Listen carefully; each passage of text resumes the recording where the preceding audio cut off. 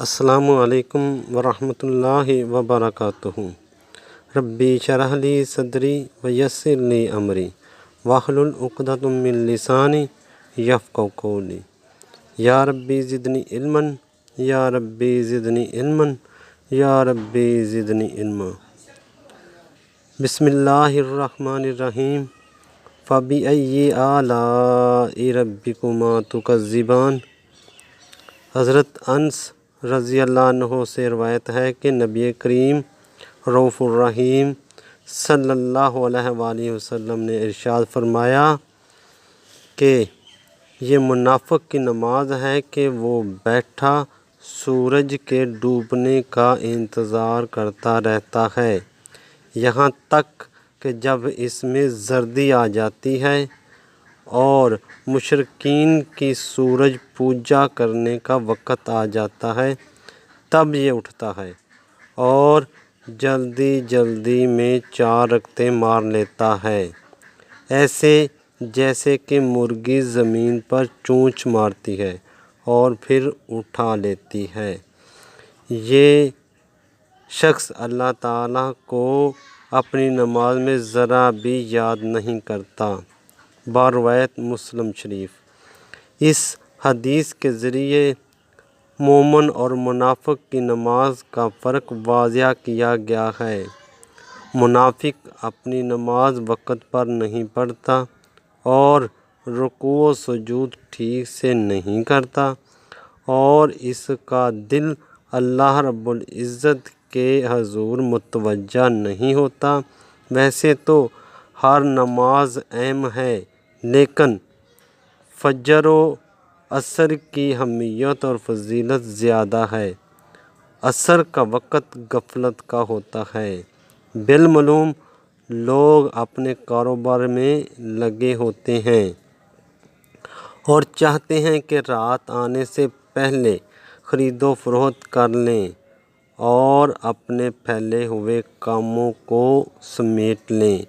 اس لیے اگر مومن کا ذہن بیدار نہ ہو تو عصر کی نماز خطرے میں پڑ سکتی ہے، اور صبح کی نماز کی اہمیت اس لیے ہے کہ نیند کا وقت ہوتا ہے۔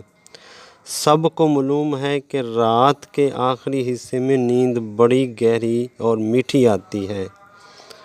اگر انسان کے دل میں ایمان زندہ نہ ہو تو اپنی محبوب نیند کو چھوڑ کر اللہ رب العزت کی یاد کے لیے نہیں اٹھ سکتا۔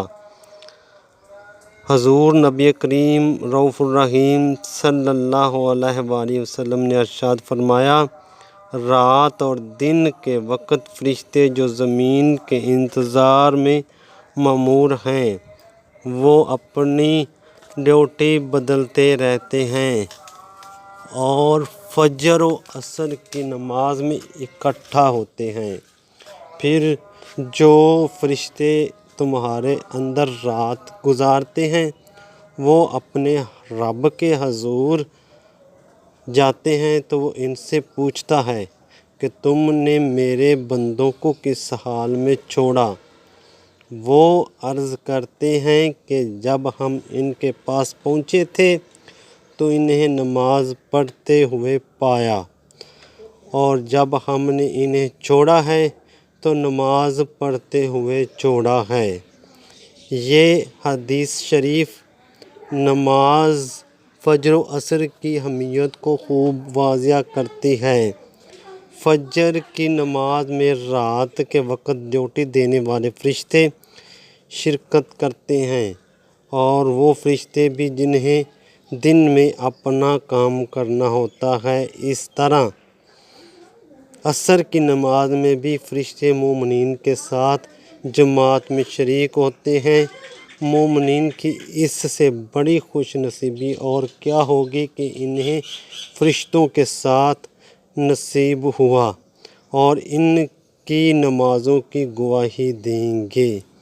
حضرت عمر بن خطاب رضی اللہ عنہ سے مروی ہے کہ انہوں نے اپنے تمام گورنروں کو لکھا کہ تمہارے سارے کاموں میں میرے نزدیک سب سے زیادہ اہمیت نماز کی ہے۔ جو شخص اپنی نمازوں کی حفاظت کرے گا اور اس کی دیکھ بھال کرتا رہے گا تو اپنے پورے دین کی حفاظت کرے گا، اور جو نماز کو ضائع کرے گا تو وہ دیگر ساری چیزوں کو بدرجہ اولیٰ برباد کرنے والا ثابت ہوگا۔